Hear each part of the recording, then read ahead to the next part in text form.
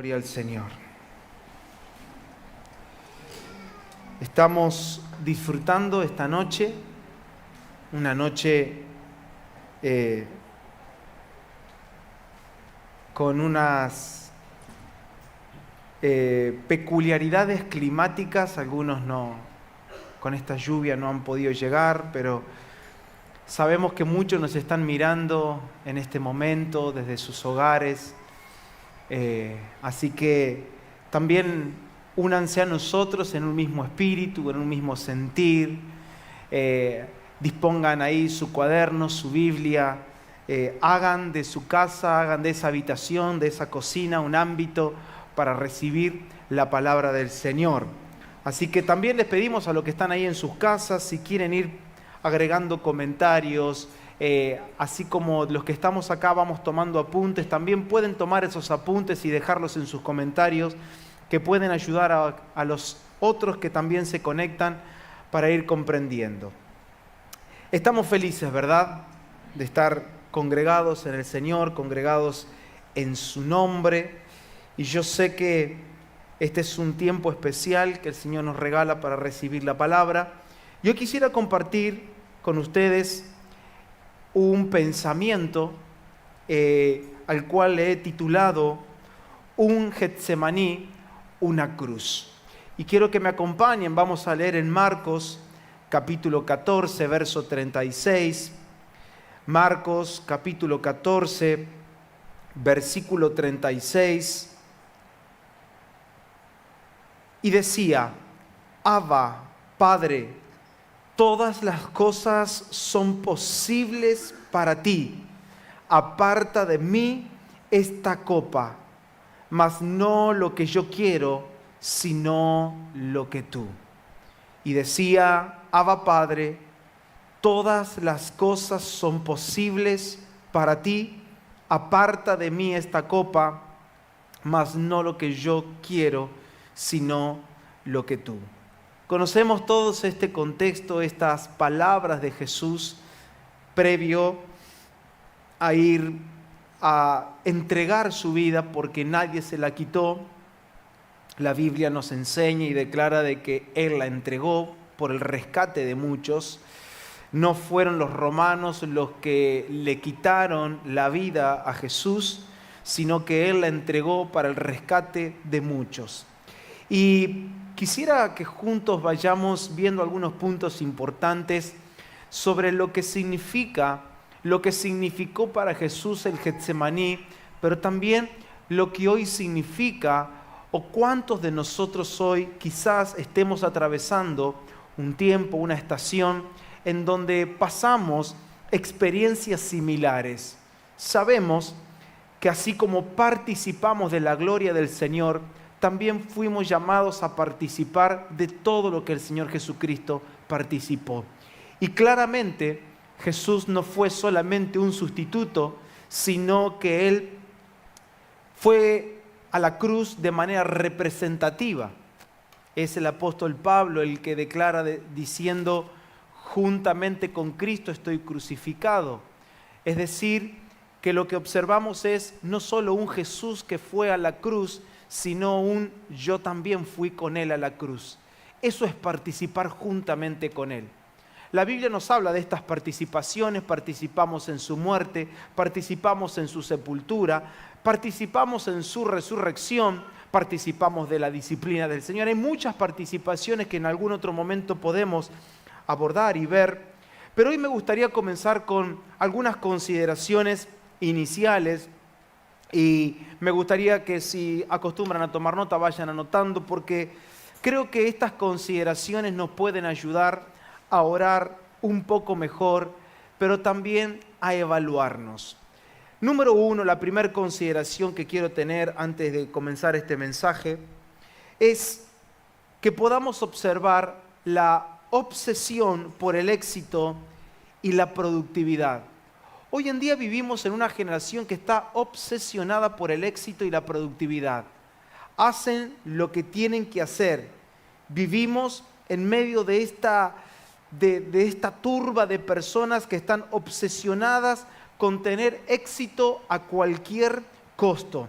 llevando una vida que está absorbida por lo inmediato, es decir, todo lo quieren ya, todo lo quieren de manera rápida y claramente tienen un afán desmedido por la productividad o por el resultado de sus propios planes. Entonces, esta es la primera consideración, el primer pensamiento, darnos cuenta en qué ámbitos vivimos, en qué sociedad vivimos, una sociedad que está obsesionada por el éxito y por la productividad. La segunda consideración, antes de iniciar, es saber que también vivimos en una generación que está reemplazando el fruto por los resultados. Y esto nos toca más de cerca a nosotros como hijos del Señor, en donde vivimos en medio de una generación también que tiene apariencia de piedad, es decir, que lleva una vida en donde simulan el Evangelio, donde simulan ser hijos de Dios. En esta carrera desenfrenada del éxito y de los resultados, ya mucho no importa fluir en los dones del Espíritu, ni tampoco importa si lo que hacemos lo hacemos desde la gracia o desde nuestro humanismo y desde nuestra carne. Solo importa hacer cosas para Dios. Solo queremos hacer algo para Dios y movernos en un mundo aparente de piedad. ¿Qué significa? Me conformo con moverme en un mundo en donde yo tenga alguna tarea ministerial, en donde tenga alguna función eclesiástica, una función dentro de un auditorio, en donde esporádicamente yo tenga alguna actividad cristiana, etc. Entonces nos movemos en ese mundo. Y lo tercero, la tercera consideración, reemplazamos los dones por los talentos y por las habilidades. Y esto es algo que venimos repitiendo, pero me gustaría remarcarlo en esta noche. Creo que estas tres consideraciones nos van a ayudar a comprender mucho mejor el mensaje del Señor para nosotros en esta noche. Entonces, estas tres consideraciones, en primer lugar, ver que estamos rodeados de una generación obsesionada por el éxito y la productividad, por una generación que ha reemplazado los frutos del Espíritu por el resultado. Ellos no les importa tener un fruto que agrade al Señor, no les interesa algo que a Dios le agrada, sino que quieren resultados. Una vida que termina en la siguiente frase: a mí me resulta. Pero no todo lo que nos resulta agrada a Dios. No todo lo que trae resultado en nuestra vida es la complacencia del Señor. Y por último, lo más peligroso es que terminamos sustituyendo los dones del Espíritu por los talentos y por nuestras habilidades personales. ¿Qué significa todo esto? El resumen de estas tres consideraciones es fácil.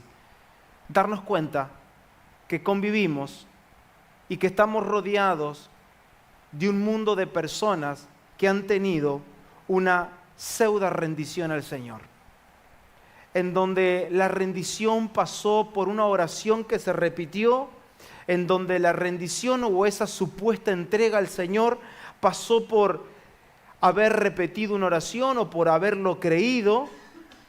Personas que dicen haber rendido sus vidas al Señor, pero sus acciones, su búsqueda, su afán, su mirada y la atención que tienen están puestas en las cosas vanas, en lo trivial de esta vida y no en las cosas celestiales.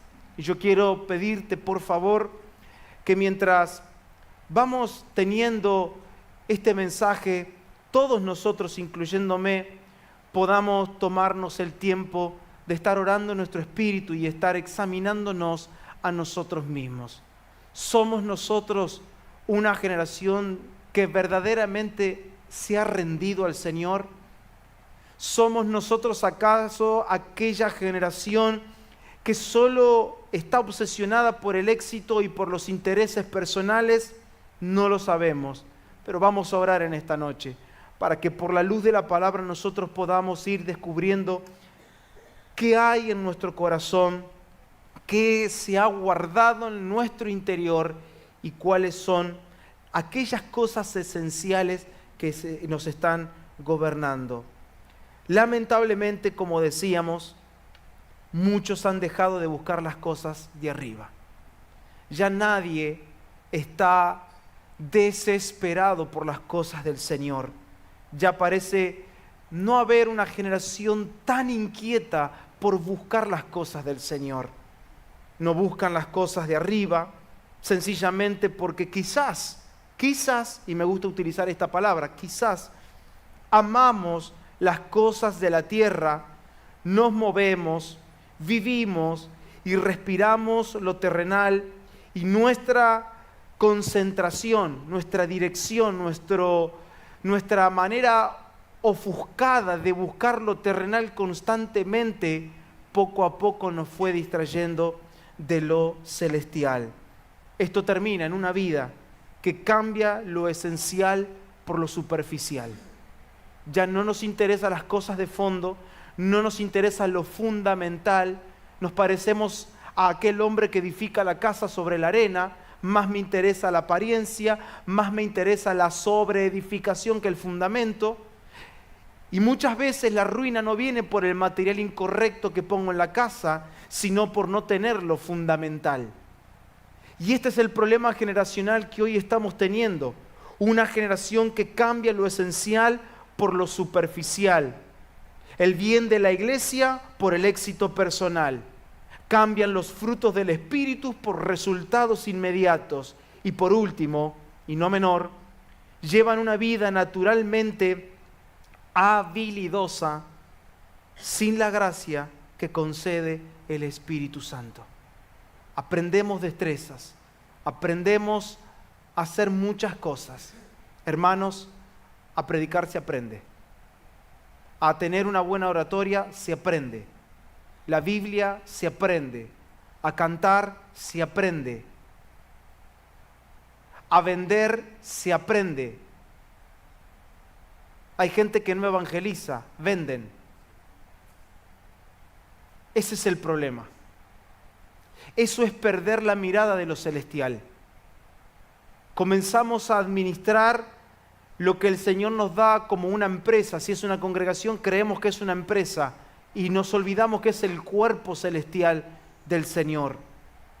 Sin embargo, y estoy haciendo un diagnóstico antes de mojarnos un poco más los pies en esta noche, no obstante, yo también veo una generación que no solo ha nacido de nuevo, sino que viven en el Espíritu y por el Espíritu Santo.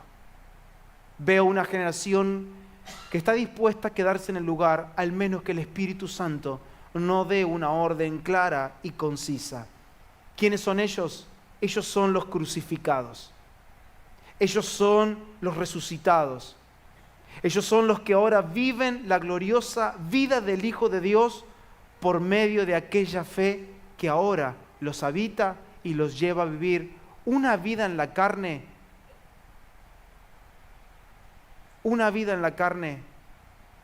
inhumana frente a los ojos de los hombres, pero posible frente a los ojos del Señor.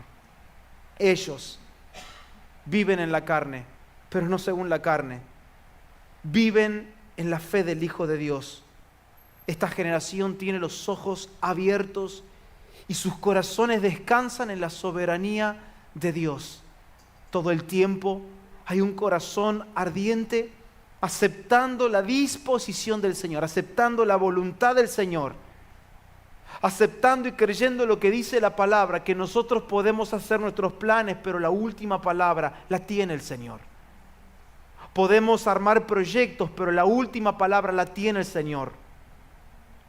Parafraseando algunos textos de la Biblia, podemos decir, podemos armar un proyecto de viaje a Asia, pero el Espíritu Santo mañana puede impedirnos entrar a Asia. Podemos pensar que vamos a entrar a Bitinia, pero mañana el Espíritu Santo puede impedirnos entrar a Bitinia. Mañana podemos pensar que nuestra estadía en Atenas puede ser rápida, pero el Espíritu puede hacernos quedar en aquel lugar por largos meses. Esa es la disposición de esta generación que vive en el Espíritu y por el Espíritu. Sus ojos están abiertos, su corazón descansa en la soberanía de Dios. Ellos han aprendido a vivir por fe. La visión celestial para esta generación es más que suficiente para no volver atrás, sino que es suficiente para mirar y para concentrarse en las cosas de arriba. También esta generación que descansa en la soberanía del Señor y en su voluntad, que tiene ojos abiertos, a menudo tienen que luchar y combatir con ciertas cuestiones de la vida. Tienen que todo el tiempo estar resolviendo situaciones y tienen que pelear en la fe, tienen que combatir todo el tiempo para no dejar de ver la visión celestial. Recordamos, los apóstoles no podían callar lo que habían visto y habían oído. Es Pablo también quien frente al rey Agripa dice: yo no pude ser rebelde a la visión celestial. Eso solo sucede cuando los ojos del Espíritu se abren, y fue lo último que he compartido acerca del poder del nuevo nacimiento y el poder que tiene la visión del hombre espiritual. Ellos combaten para no dejar de ver lo celestial y de esta manera van accesando una y otra vez a una vida de abundante gracia para cada día tener la potencia, el poder de hacer morir lo terrenal y también para destruir las obras infructuosas de las tinieblas. Este es un diagnóstico. Este es el ámbito donde nosotros vivimos. Dos generaciones. Una generación ocupada por la apariencia y por lo personal, pero otra generación solamente enfocada y concentrada en lo celestial. Han visto al Señor, han oído al Señor. Hay una fe que los lleva a tomar decisiones que son ilógicas frente a la razón humana. Ellos tienen todo lo necesario, no solo para vencer las obras de la carne, sino para poder hacer la misión de Dios. San Agustín, en su libro Confesiones, dice lo siguiente, y lo tengo ahí para compartir. Él llegó a decir esto: tú nos hiciste para ti, y nuestros corazones no descansarán tranquilos hasta que no descansen en ti. Lo vuelvo a repetir. Tú nos hiciste para ti, y nuestros corazones no descansarán tranquilos hasta que no descansen en ti. Pensaba en esta confesión y recomiendo leer este libro, donde me doy cuenta que se esconde también otro diagnóstico, el diagnóstico de una generación que está intranquila y muerta en un mar de ansiedades todo el tiempo. Gente que no puede conciliar sueño por la noche. Gente que vive de depresión en depresión. Gente que no está bien en su interior. Gente que siente oscuridad y muerte en su interior. Y el problema no está en cómo resolvemos lo de afuera, sino en cómo dejamos que el Señor resuelva lo de aquí dentro. Hasta no entender que fuimos creados para el Señor, hasta no entender que nuestro corazón recibe el reposo cuando descansa en el Señor, nada de lo que hagamos tiene sentido. Muchas veces lo que Dios necesita es un corazón inquieto. Muchas veces lo que Dios necesita es un corazón abierto y una conciencia que cada día esté recordando que fuimos creados para su gloria. Cada mañana al despertar, saber, traer a nuestra memoria, ser conscientes de que me he levantado, he despertado esta mañana y la razón de mi vivir y la razón de mi existir es para la gloria de Dios. Por eso todo lo que hacemos, lo hacemos para la gloria de Dios. No trabajamos por la comida, no trabajamos para obtener dinero. Trabajo para la gloria de Dios. Estudiamos para la gloria de Dios. Tenemos una relación social, tenemos amistades, compañerismo. Todo es para la gloria de Dios. El problema de no aferrarnos a una clara visión celestial es que poco a poco perdemos la conciencia de que vivimos para la gloria de Dios. Y cuando no vivo para la gloria de Dios, vivo para mi gloria. Apocalipsis 4:11. Observen el detalle de lo que en el cielo se canta. Señor, digno eres de recibir la gloria y la honra y el poder, porque tú creaste todas las cosas y por tu voluntad existen y fueron creadas.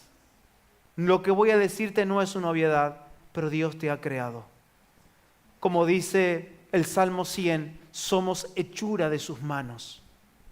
Dios ha formado nuestras vidas, Él nos creó y por su voluntad estoy existiendo. Por su voluntad quizás mañana yo despierte, por su voluntad quizás mañana no despierte. Pero una cosa sé, que si mañana yo despierto porque entiendo que por Él fui creado y para su gloria fuimos creados. Y cuando menciono estas palabras, hoy el Espíritu Santo traía un texto a mi vida que me gustaría leerlo en esta noche, y está en Judas, versículo 3. Judas, versículo 3.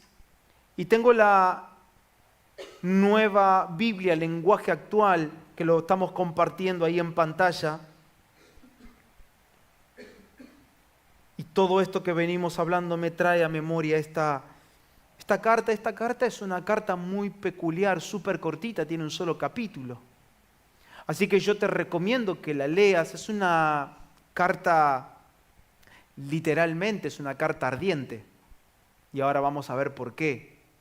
Es una carta súper especial y dice el verso 3, amados, por el gran empeño que tenía en escribirle acerca de nuestra común salvación, he sentido la necesidad de escribirles, exhortándolos a luchar ardientemente por la fe que de una vez para siempre fue entregada a los santos.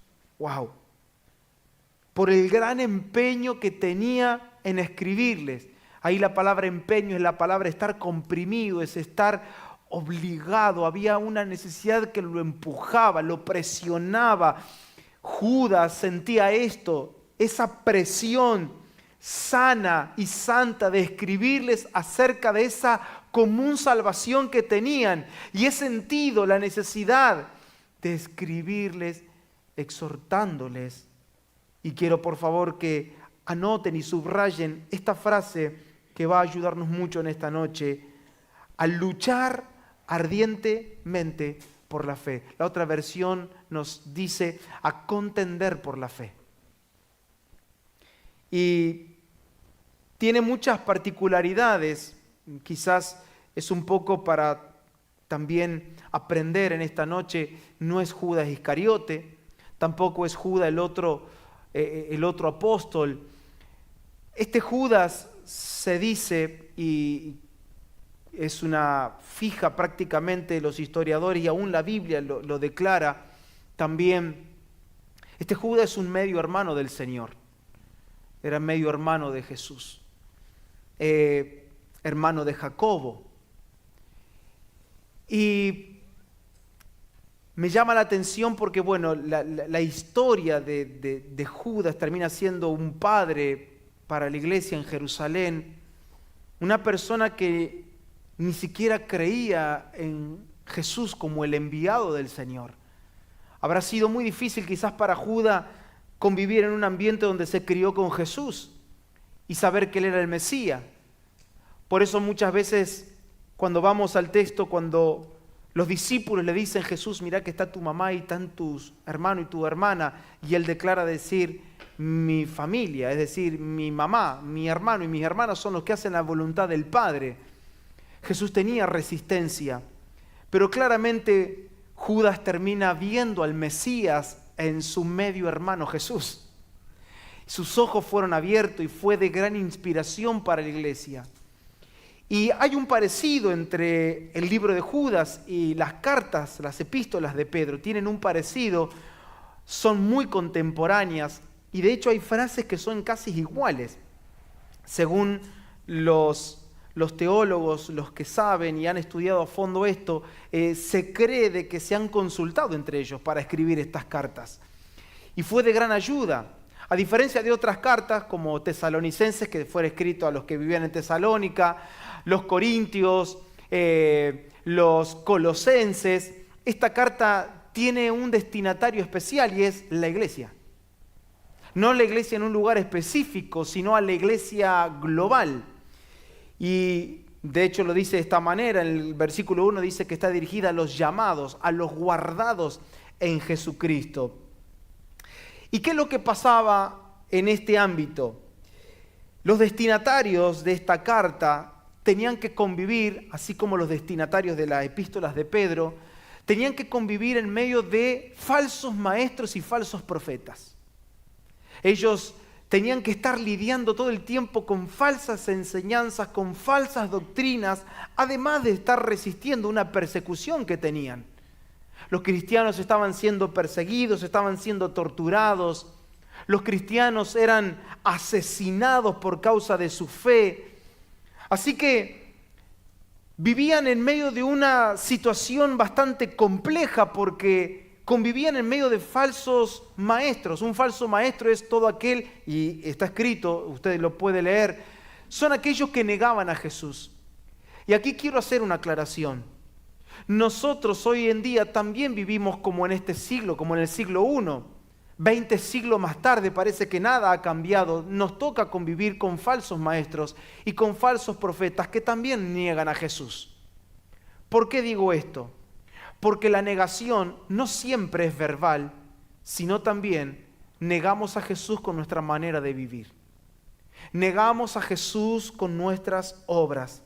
Negamos a Jesús con nuestras acciones. Y me recuerdo las palabras de Juan en su primera carta, verso 6, cuando él dice, el que dice permanecer en él debe andar como él anduvo. La marca distintiva de un hijo de Dios es que camina como Jesús. Es que él se vuelve una persona gobernable, es una persona abierta, es una persona que se deja instruir por el Espíritu Santo, acepta la corrección, sabe que está en un camino de perfección, no lo ha alcanzado todo, pero corre esta carrera porque sabe que el premio mayor es alcanzar la estatura de Jesús. Así que esta es nuestra carrera. Cada vez que tomamos una decisión, cada vez que nosotros decimos A o decimos B, cada vez que yo digo sí o digo no, se supone que lo que hacemos, lo que decidimos, las acciones que tomamos, los pensamientos que decido guardar aquí y aquí, las experiencias de vida que decido eliminar del corazón o atesorar en el corazón, también hablan de si yo estoy negándolo a Jesús o yo estoy viviendo como Él vivió. Pregunta que yo quiero hacerte en esta noche es, ¿cuántas veces nosotros le hemos negado al Señor? Y conocemos la historia, y esto no lo tenía pensado, pero conocemos la historia de aquel hombre llamado Pedro, que termina le negando al Señor. El primer canto del gallo parece que no había sido suficiente, ni siquiera para recordarle que el maestro le había dicho, me vas a negar.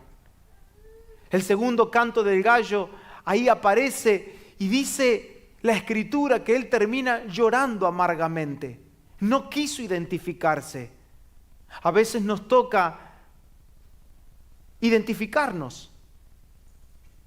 Y no digo que vamos a perder nuestra vida literalmente, pero muchas veces tenemos que identificarnos. Y nuestra identificación con Jesús puede que nos lleve a perdernos negocios. Nuestra identificación con Jesús puede que nos lleve a perder un trabajo, a perder una relación, a perder una amistad. ¿Qué cosas nosotros estamos dispuestos a perder por causa de Jesús? Este era el ambiente. Por eso digo que 20 siglos más tarde parece que nada ha cambiado, porque hoy también convivimos en medio de una generación que vive negando a Jesús. Su andar, sus decisiones, su dirección, la motivación del corazón, parece que dicen lo contrario de lo que decimos o creemos. Es entonces que a esta generación, a esta iglesia, le está escribiendo Judas.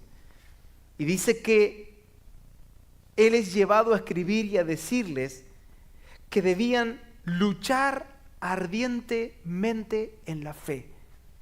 Y me llamó mucho la atención hace un tiempo atrás cuando estudiaba esta palabra contender en la fe. De hecho, lo hemos mencionado en alguna otra ocasión, lo que significa contender en la fe. Saben que la palabra griega que se utiliza en esta ocasión es la palabra epagonizomai. Epagonizomai.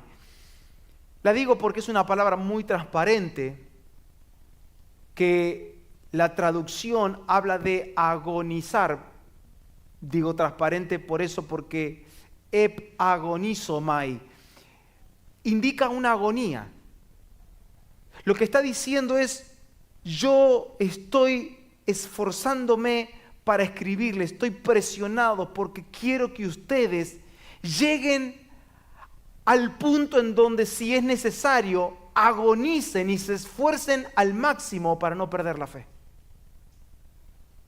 Esta palabra es muy utilizada en el mundo o en el ámbito deportivo.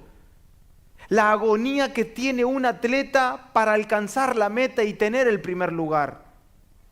Es esa agonía, es ese esfuerzo desmedido. Es el estar dispuesto a correr la vara del sufrimiento y decir, yo sé que puedo sufrir hasta aquí, pues entonces sufro un poco más. Es la agonía extrema para ganar el premio. Ese verbo se está utilizando. La pregunta es, ¿cuáles son nuestros esfuerzos desmedidos para contender, para no dejar atrás la fe del Señor? Y siempre que hablamos de fe es convicción de lo que se espera, certeza de lo que se espera, convicción de lo que no se ve humanamente. La fe es justamente ver lo que Dios está viendo. Fe es ver lo que Dios ve, pero también fe es ver desde donde Dios todo lo está viendo. Y mi pregunta es esta, en esta noche, ¿cuáles son nuestros esfuerzos para no dejar de ver lo que Dios está viendo de nuestros días? ¿Cómo ves? ¿Cuál es tu mirada de la gente que te rodea? ¿Ves como el Señor o ves como todos los mortales ven? Lamentablemente, en medio de una generación con un corazón apocado, hoy vemos que los vientos de doctrinas arrastran a una generación. Son personas que están siendo enseñadas por aquellos que dicen y que verbalmente dicen verdades, pero que con sus vidas hoy están negando a Jesús.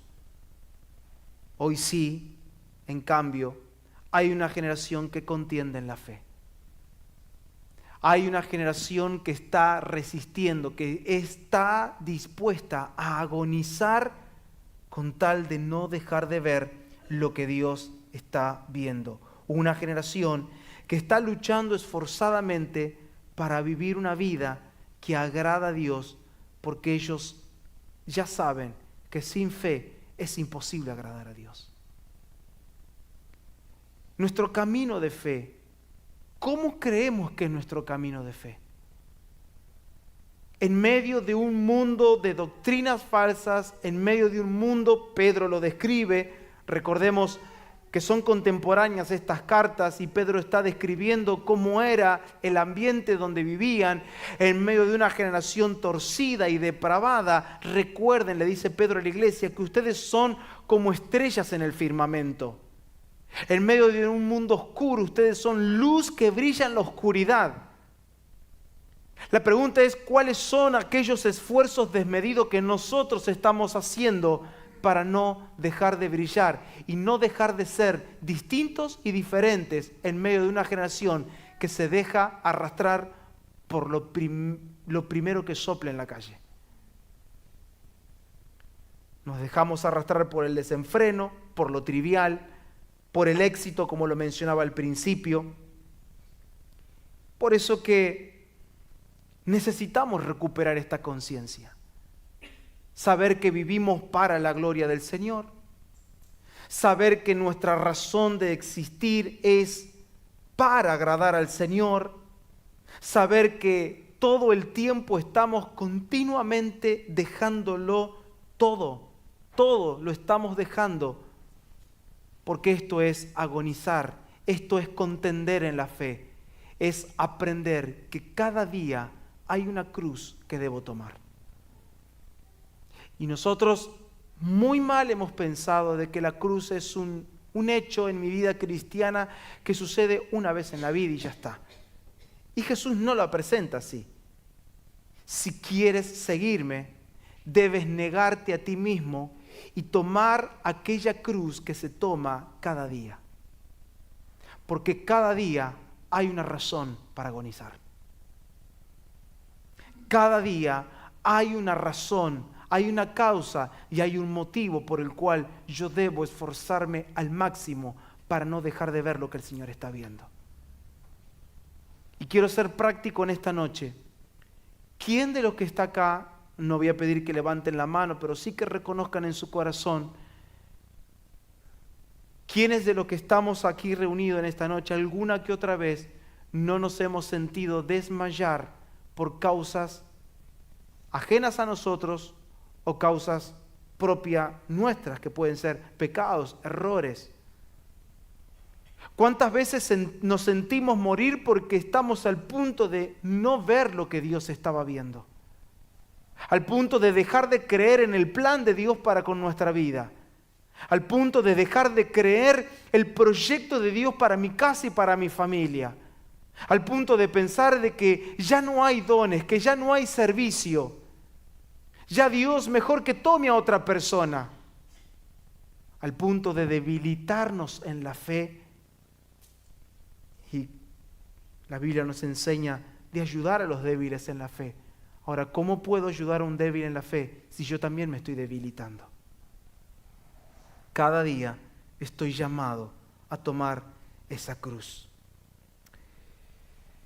Quiero que me acompañen porque esta es la característica de esta generación. Una generación que todo el tiempo está rindiendo al Señor sus vidas.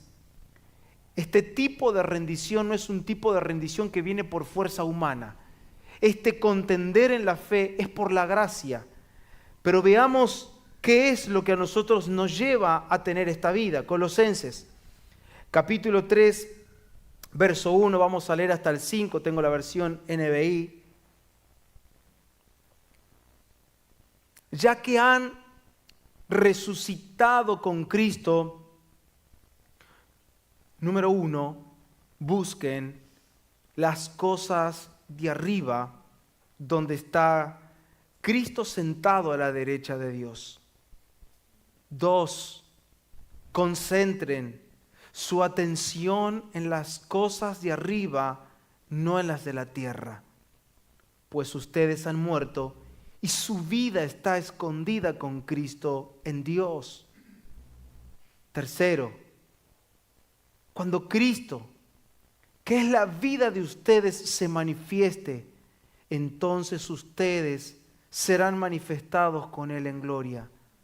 Por tanto, en 4 lugar, hagan morir todo lo que es propio de la naturaleza terrenal: inmoralidad sexual, impureza, bajas pasiones, malos deseos y avaricia, lo cual es idolatría. Pablo menciona 3 acciones iniciales, son 3 acciones fundamentales. En primer lugar, busquen; segundo, concentren; y en tercer lugar, manifiesten. A veces queremos tener nosotros una vida de manifestación sin una búsqueda clara. Aún no sabemos lo que estamos buscando.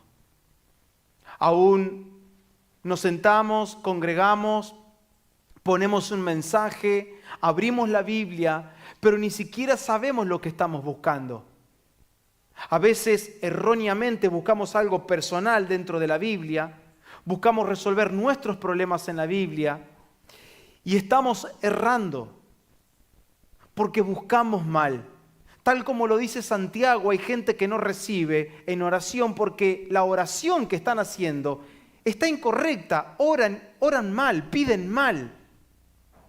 Por eso lo primero es saber qué estoy buscando. Lo primero en tu vida, lo primero que vas a preguntarte en estos días es qué estoy buscando, qué es lo que estoy persiguiendo. Porque hay cosas que en la vida no te van a dar resultados si primero no pones en claro qué es lo que buscas. Lo segundo, después de haber encontrado lo que estás buscando, si es que has buscado lo correcto, encontramos, porque el que busca, encuentra. El problema es que también convivimos en medio de una generación que después de buscar ya se relajó porque dicen, bueno, yo ya encontré al Señor, yo ya encontré lo que salva mi vida. Bueno, ahora pues entonces, la segunda acción, concéntrate en eso. Hay falta de atención, nos permitimos distracciones, nos permitimos la divagación mental a lo largo de nuestra vida. Nos permitimos irnos por las nubes al punto de, como dije al principio en la introducción, de perder la conciencia de que vivimos para la gloria de Dios, de llegar a un punto en donde perdemos nuestra conciencia de que fuimos creados por Él y para Él, que somos hechura suya y que nuestra razón de existir es darle placer a Dios. Esa es la falta de concentración. Por lo tanto, la tercera acción habla de la manifestación de la vida de Dios a través de nosotros. La manifestación de Dios no es una obra que yo imito.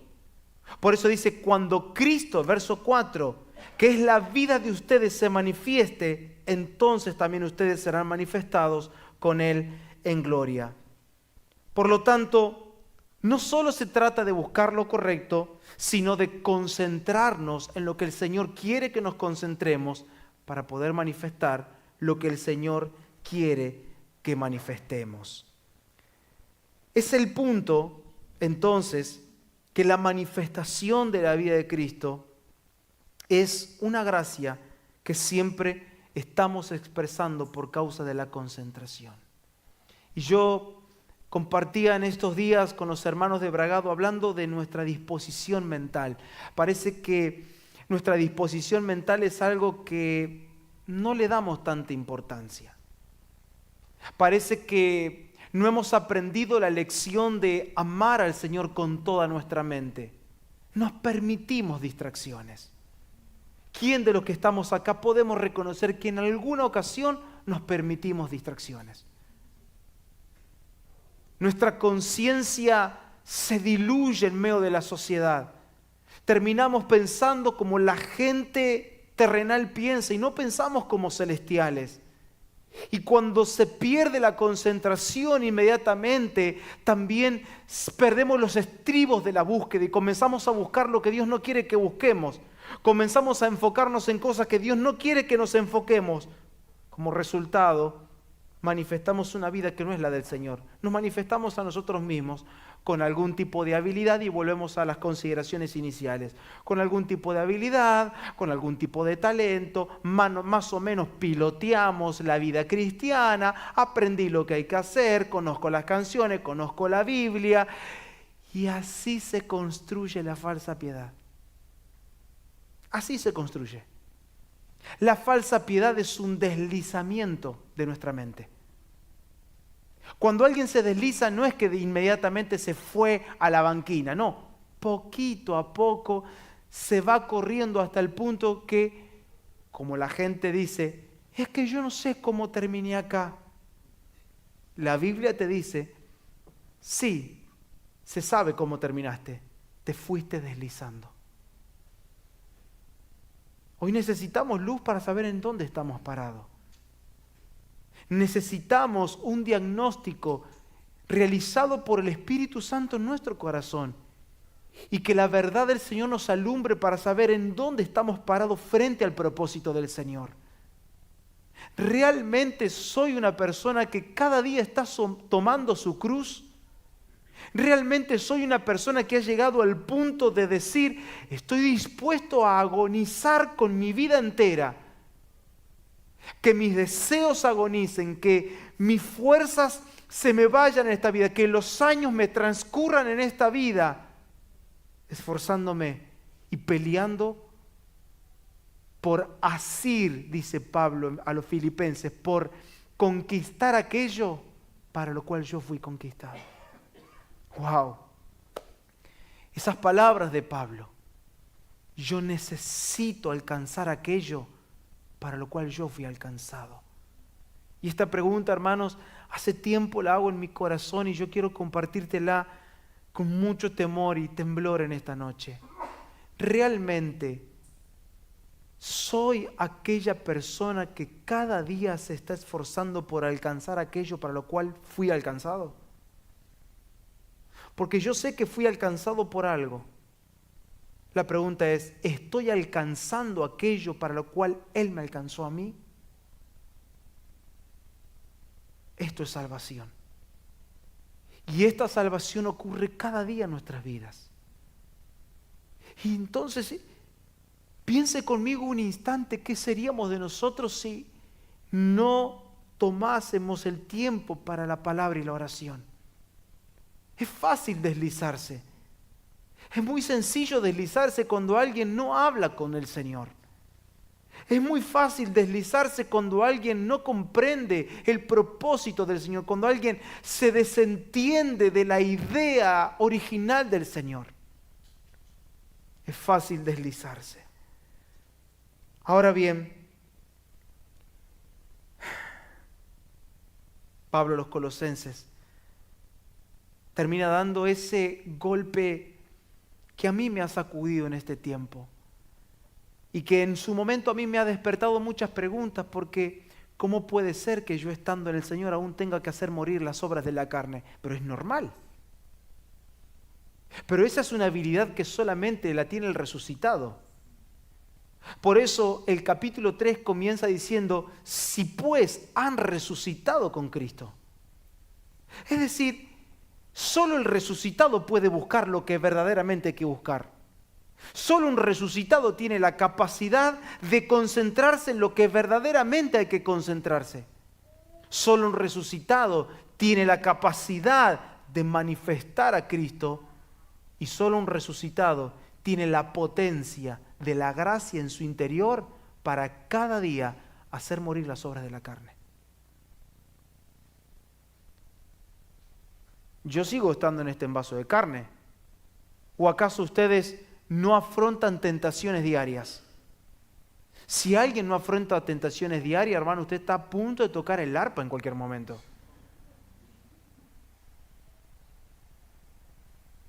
Nos relajó la lluvia.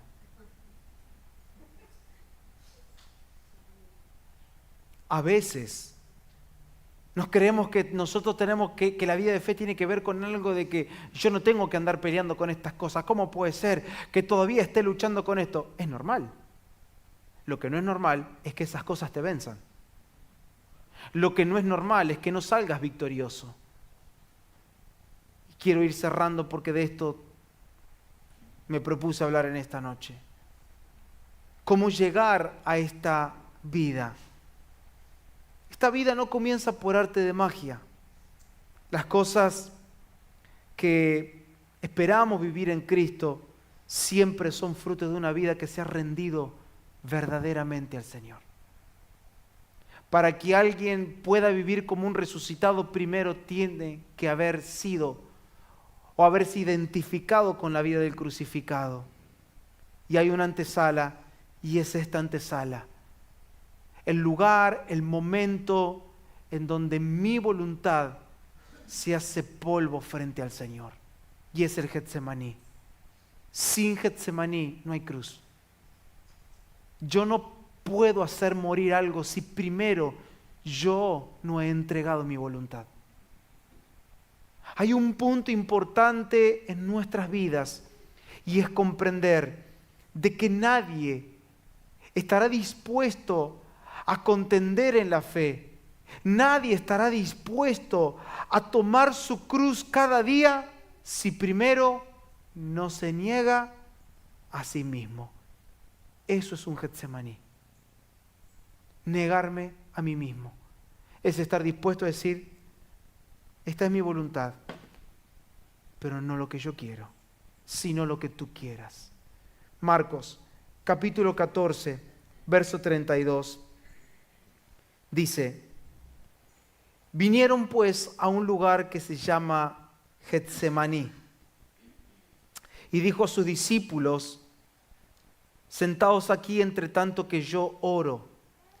Y tomó consigo a Pedro, a Jacobo y a Juan, y comenzó a entristecerse y a angustiarse. Verso 34, y les dijo, y pongan atención a las palabras de Jesús porque es una declaración muy fuerte. Mi alma está muy triste hasta la muerte. Mi alma está muy triste hasta la muerte. Quedaos aquí y velad. Yéndose un poco adelante, se postró en tierra y oró que si fuese posible, pasase de él aquella hora. Y esta fue la oración de Jesús. Abba Padre, lo cual significa papito mío. Todas las cosas son posibles para ti. Aparta de mí esta copa, mas no lo que yo quiero, sino lo que tú. Vino luego y los halló durmiendo y dijo a Pedro, Simón, ¿duermes? Lo que me llama la atención es que el mismo que le había dicho, ya no te llamaré Simón, te llamaré Pedro, vuelve a llamarle Simón. Una característica de debilidad aparece otra vez. Simón, ¿duermes? ¿No has podido velar una hora? Velad y orad para que no entréis en tentación. El espíritu a la verdad está dispuesto, pero la carne es débil.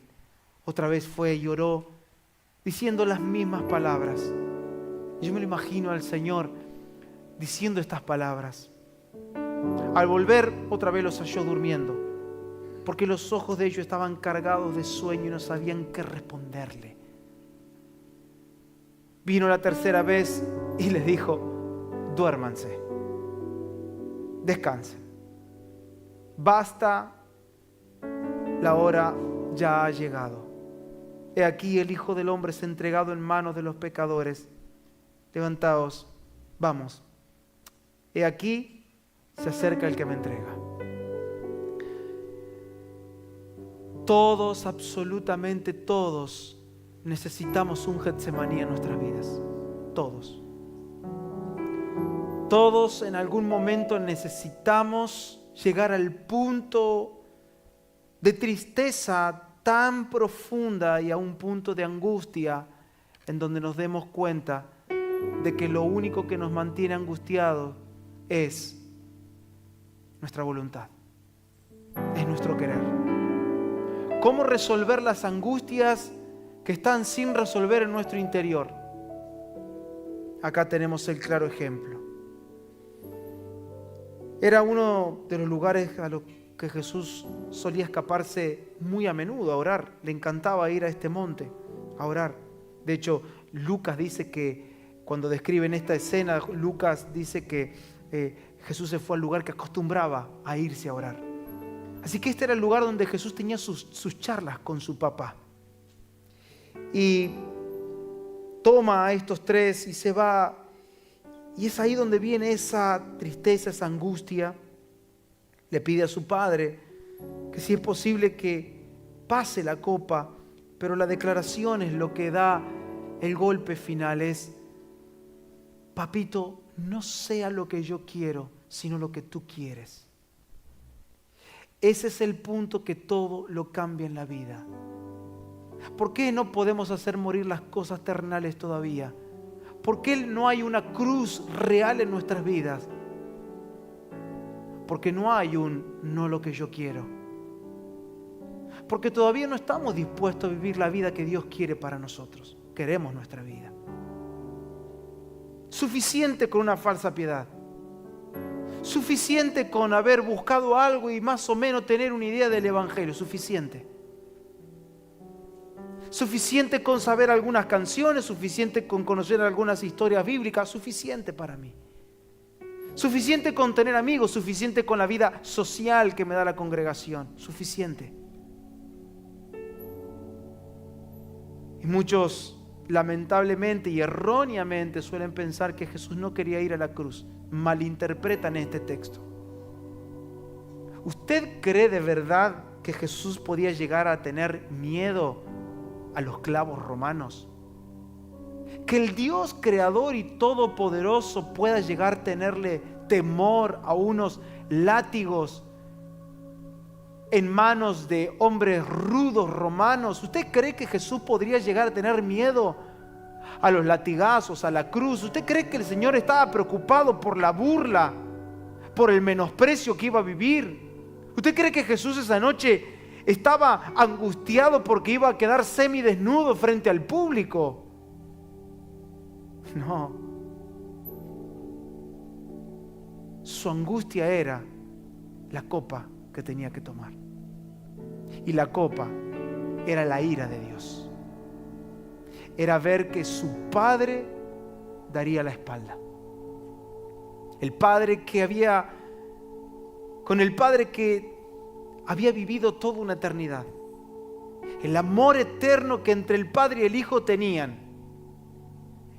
¿Cuál era la copa que él no quería tomar? La destitución de la gloria de Dios. Y eso dice Romanos. Todos pecaron y el que ha pecado está separado de la gloria de Dios. Era la primera vez y la única que él se iba a separar de la gloria de su Padre. Él no le tenía miedo a Roma. Él no pensaba en los clavos. Él pensaba en la separación dolorosa que iba a experimentar de su Padre. Pero esta es la declaración: no lo que yo quiero, sino lo que tú quieras. Getsemaní es el lugar en donde cedemos nuestro querer. Y yo quiero ser bien práctico en esta noche. Y quiero que después, si es necesario, vuelvan a oír el mensaje y vuelvan a pasar por estas consideraciones que fueron quizás un poco más técnicas, pero necesarias para llegar a este punto. ¿Práctico en qué sentido? Práctico en que no queremos que ninguno de los que está aquí siga siendo derrotado por el pecado. Que ninguno de nosotros viva en las obras infructuosas de la carne y de las tinieblas. La cruz no es un lugar en donde por arte de magia todo desaparece. A la cruz llegamos negándonos todo el tiempo a nosotros mismos. A la cruz se llega cuando aceptamos que ya no es mi vida, sino la que Dios quiere para mí. Ya no son mis planes, Señor, acepto tu plan. Aunque me duela, aunque llegue al punto de agonizar. Dice que la tristeza y la angustia de Jesús era tan profunda que necesitaba estar despierto en oración. Y sabemos, los discípulos dice que tenían los ojos cargados de sueños. Y claramente, salvando esta diferencia entre Jesús y nosotros, yo tengo que decir que Getsemaní es el lugar donde nosotros aprendemos a resolver nuestras angustias y nuestras tristezas. No hay ninguna duda que Jesús estaba lidiando con una tristeza por error o por un pecado que él haya cometido, sino que su tristeza era producida por el hecho de saber de que el pecado de toda la humanidad caería sobre sus hombros, que él estaría separado de la gloria de Dios. Sin embargo, nuestras tristezas, las tristezas y las angustias que vos y yo tenemos que afrontar, muchas veces esas tristezas sí son producidas por el Señor. Hay tristezas que estarán acompañándonos en esta vida hasta que cedamos nuestra voluntad. Y yo no sé, pero sé que este mensaje puede llegar a destrabar el corazón de una persona en esta noche. Las angustias y las tristezas es un arraigo a nuestra voluntad, es un arraigo a nuestra manera de vivir. Hay un tipo de angustia que solo se va si aceptamos la voluntad del Señor. Y remarco, salvando la diferencia entre Jesús y nosotros, quiero que leamos 2 Corintios capítulo 7, verso 9 al 10, donde Pablo explica que hay una tristeza que es buena para nosotros. Hay una tristeza que nos lleva a salvación. ¿Qué había pasado? Contexto. La primera carta que les escribe fue durísima, al punto de que los hermanos que vivían en Corinto estaban tristes por la carta que Pablo le había mandado. ¿Vieron la gente que cambia de congregación y se va de congregación en congregación porque están buscando la congre perfecta? Imagínense lo que era congregar en Corinto. Sí, no, me voy a Tesalónica. No, mejor me voy con los colosenses. Hermanos, cada congregación tenía que estar lidiando. Sin embargo, dice este texto, ahora me alegro, no porque se hayan entristecido, es decir, tenían la trompa larga, sino porque su tristeza los llevó al arrepentimiento. Ustedes se entristecieron tal como Dios lo quiere. ¿Perdón? ¿Dios quiere que yo me entristezca? Sí. Hay una tristeza que Dios siempre desea para vos y para mí. Ustedes se entristecieron tal como Dios lo quiere, de modo que nosotros de ninguna manera los hemos perjudicado. Verso 10, la tristeza que proviene de Dios, que produce el arrepentimiento que lleva a la salvación, de la cual no hay que arrepentirse, mientras que la tristeza del mundo produce la muerte. ¿Saben qué está claro acá? Que hay una tristeza que viene del Señor. Hay una tristeza que siempre nos va a conducir a arrepentimiento. ¿De qué me tengo que estar arrepintiendo? De mi querer. Es lo primero.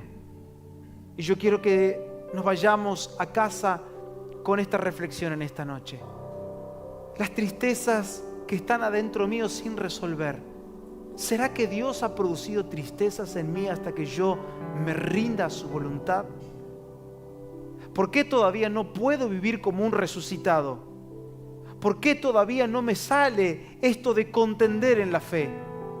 ¿Por qué 2 por 3 estoy débil en la fe? Dejo de ver lo que Dios está viendo. ¿Por qué todavía tengo que combatir con tristezas y con angustias aquí?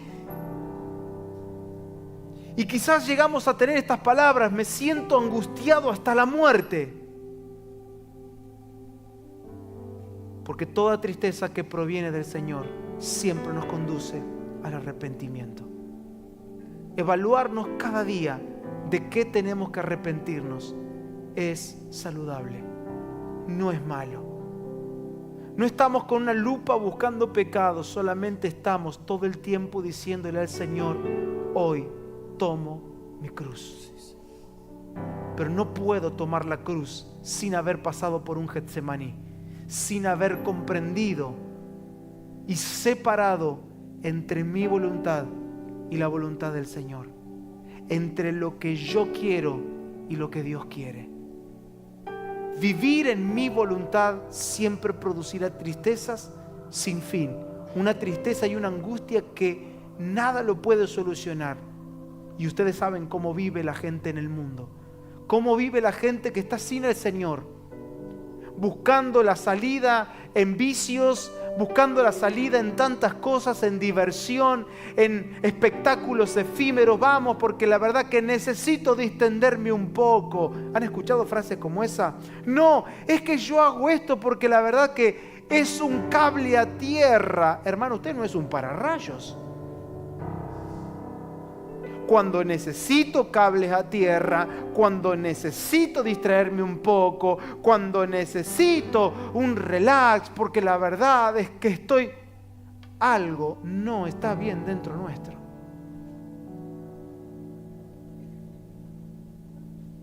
Pero nos deslizamos sin querer, poco a poco algo me está tirando para otro lado, me voy corriendo y mi conciencia se diluye y dejo que en mi mente y que en mis pensamientos se filtren los pensamientos de la corriente de este mundo.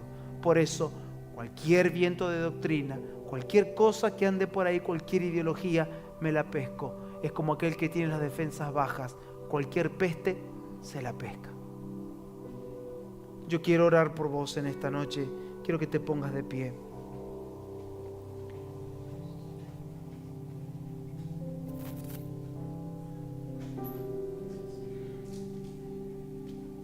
Ahí quiero que con nuestros ojos cerrados, quiero que te tomes un minuto ahí en silencio y que puedas mirar hacia adentro. Aprende a mirar hacia adentro.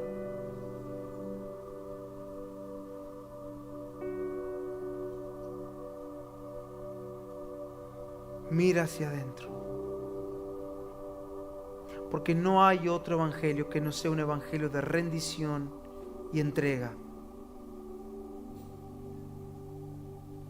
Toda la realidad del cielo es real por medio de los resucitados.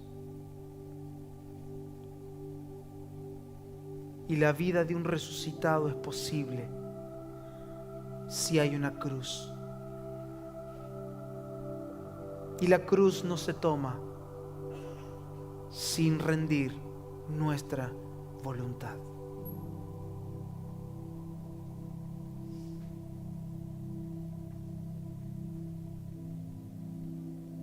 Rendimos nuestro querer en esta noche, Padre.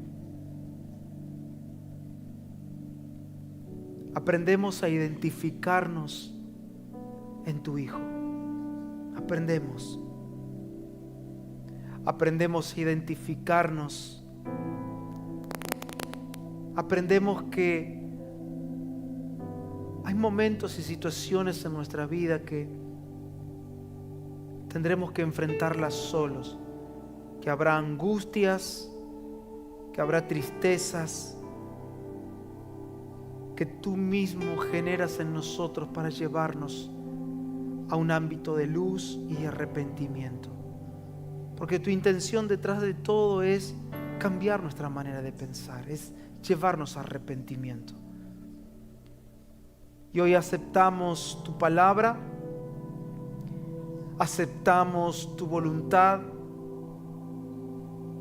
porque en ti todas las cosas son un sí y un amén. Y yo oro en esta noche para que todos los que estamos en este lugar seamos alumbrados en los ojos de nuestro entendimiento. Que todos los que estamos en este lugar seamos visitados por esa luz más fuerte que la del mediodía. Que seamos alumbrados para ver como vos ves. A reconocer, a descubrir, a encontrar aquellas cosas que no pertenecen a ti, Señor. Señor, gracias por tu palabra. Oro por aquellos que hoy están atravesando situaciones de profunda angustia y tristezas. Oro por aquellos que están atravesando situaciones en donde están administrando tristezas producidas por vos, por tu mano, por tu voluntad. Tristezas que nos llevan a una vida de rendición. Señor, sabemos que fuimos creados por tus manos, somos hechuras tuyas y que vivimos para tu gloria. Hoy oramos para que tu gracia abunde en cada uno de nosotros que haya abundante gracia y verdad para poder caminar como vos caminaste. Oro por cada familia que está en esta noche representada, por aquellos que están conectados desde sus hogares, para que la palabra, aún en estos días, siga siendo ministrada por tu Espíritu Santo. Te damos muchas gracias por ella. En Cristo Jesús.